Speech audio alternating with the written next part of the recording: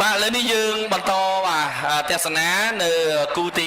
30បាទគូទី30ក៏ទូកបាទមកពីលវីអែមដែរបាទខ្សែទឹកខាងក្នុងកាលពីជើងទី1ខ្សែទឹកខាងក្នុងបាទបារមីលវីអែមដែលចូលសែនជ័យបាទដែលជាទូកខ្លាំងនៅលវីអែមជាមួយនឹងរតនកុមារដែលចូលសែនជ័យបាទហើយសិតតែទូកល្អហើយទូកនេះបាទចំណោះទូកមិនអ៊ំអត់ឈប់ទេបាទដៃនឹងញាប់ឆ្មេតែម្ដង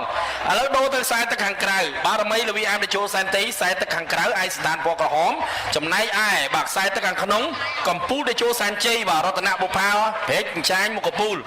បាទឥឡូវចាញ់បងដាច់តែម្ដងបាទដាច់ទៅលើបារមីលវីអែមដែលចូលសែនជ័យបាទទូកនេះលឿនណាបាទទូកភាកច្រើនបាទនៅលវីអែមនេះចំណុះបាទភាកច្រើនគឺនៅលវីអែមបាទគឺសិតតែអ្នកដែលស្រឡាញ់ទូកតែម្ដងបាទឥឡូវនេះយើងឃើញហើយបាទខ្សែទឹកខាងក្រៅបារមីលវីអែមដែលចូលសែនជ័យបាទទទួលបានជ័យជំនះបាទឈ្នះទាំងពីរជើងហើយដាច់ទាំងពីរជើងទៀត